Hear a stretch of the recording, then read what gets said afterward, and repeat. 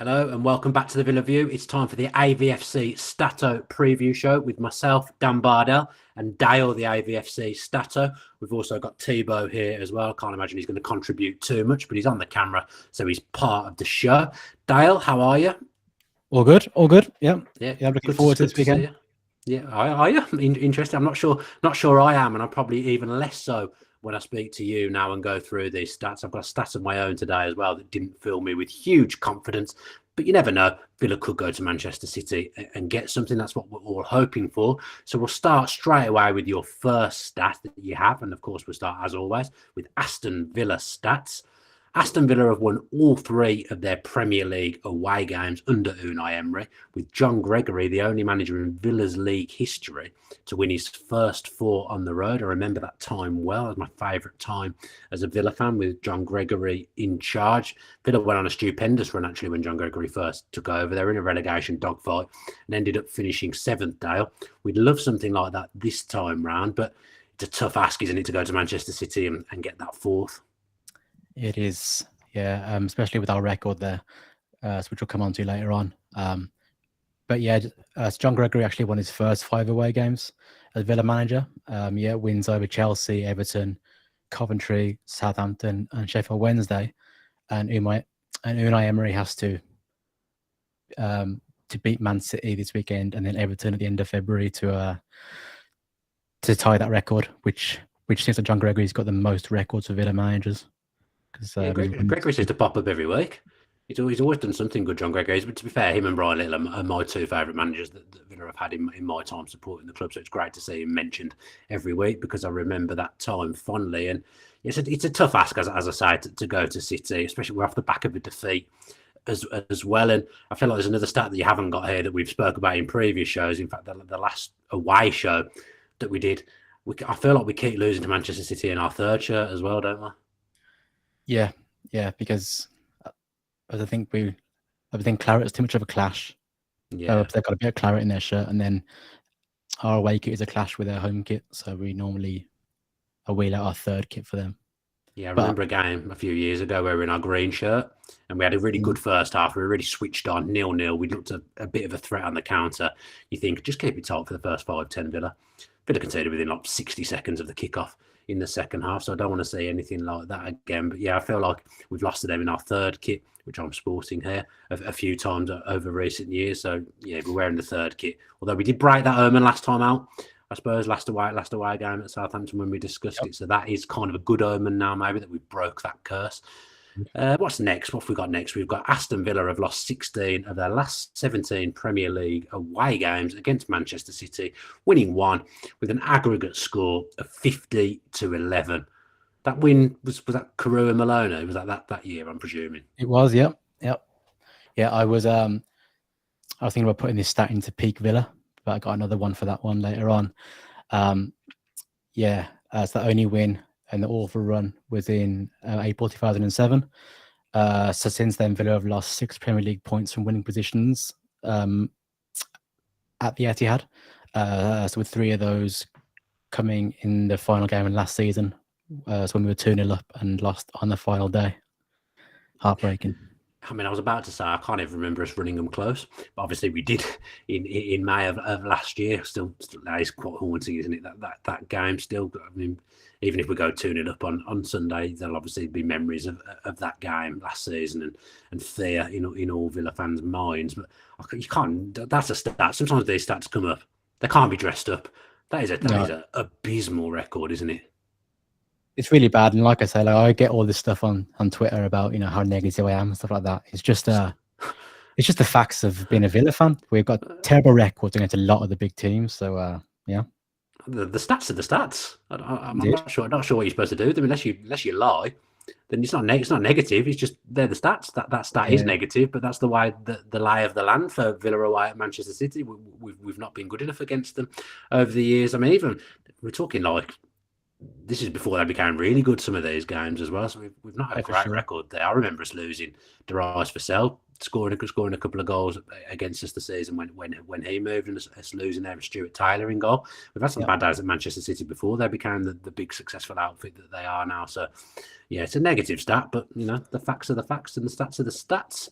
let's look a little bit at Manchester City now. And Manchester City have lost 4 Premier League games this season, already more than they did in the whole of 21-22, where they only lost 3. Are they two in a row now? Have they lost, or have I imagined that? No, 1. 1 in a row. Did they? I mean, it feels like 2 in a row. That doesn't feel like something they do too often. No, they lost to Spurs last time out. And the next stat will come on to explain more about them not losing 2 in a row very often. But since Villa were promoted, Man City have only lost 22 times in the Premier League, and they only lost 13 times in the last 3 Premier League seasons. And for a bit of context, Villa have lost 13 or more games in a single Premier League season on 16 occasions.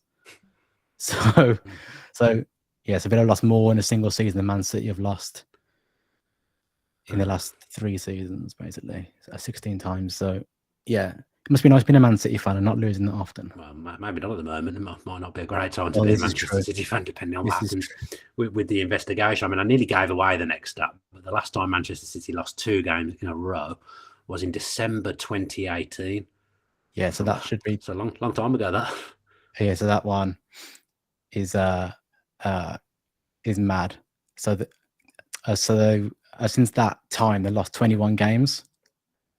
Since losing 2 in a row, and their record after losing a game, the following game is 120 and drawn 1, so with an aggregate score of 67-9. Perfect. Yeah, the only draw in that run was against Leeds in October 2020.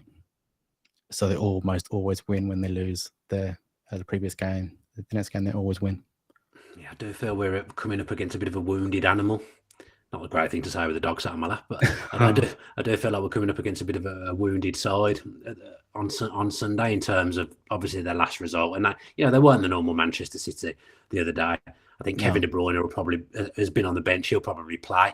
He'll be hurting, and then we've had all this other news that's announced this week in the lead up to play them, and it kind of his peak Villa to be playing them at this point, because I really think they'll have a point to prove, and they'll come out all guns blazing. And I've got a little stat of my own which hasn't filled me with confidence. I just did the Athletics Premier League preview show, and this stat was in the running order, and I thought, oh great, I'll use that in the AVFC STATTO show. So Unai Emery has played against Pep Guardiola 12 times, drawn 4, lost 8, 1-0. So that doesn't fill me with confidence either, because I've always associated Emery as this manager that can go and take on the elite managers and the elite teams with a lesser team and go and get something, which obviously he has done countless times in his career, but he's not done it against Pep, Statter.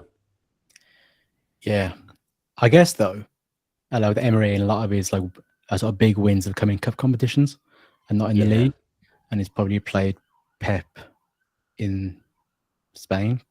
I guess. You would have thought they played in La Liga, wouldn't you? Yeah, they'd have played in La Liga.